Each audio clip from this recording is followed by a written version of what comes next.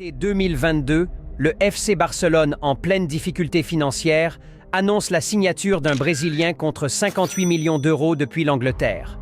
Toute l'Europe était sous le choc de cette annonce, et plus précisément les supporters catalans. Si un club comme le FC Barcelone, en pleine difficulté financière, arrive à s'offrir un joueur pour une telle somme, c'est forcément du lourd.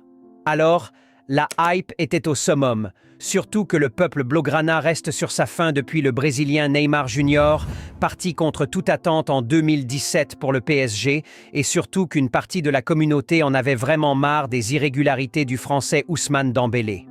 Les attentes étaient énormes. Un Brésilien rapide, dribbleur et technique devrait enfin redynamiser l'attaque du Barça. Mais pour ceux qui suivaient déjà le joueur depuis un certain temps, l'opinion était mitigée. Car nombreux d'entre eux savaient déjà qui était Raphaël Diaz Belloli et quelles étaient ses vraies qualités. Ceci est une production exclusive sur l'ascension fulgurante de Rafinha, l'ailier brésilien qui a conquis l'Europe avec sa magie balle au pied. Alors installez-vous bien, prenez tout ce que vous voulez sauf de l'eau, l'abonnement, le like, let's go.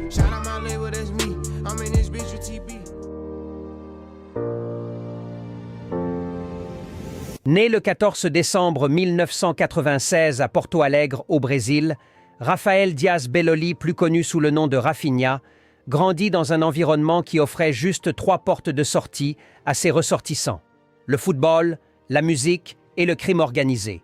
Et contrairement à plusieurs de ses potes qui choisissent plutôt l'option 3, Rafinha avait déjà un rêve: remplacer Pablo Escobar. Bon, je rigole. Il est important de préciser que Rafinha vient du même contrée que la légende du foot Ronaldinho.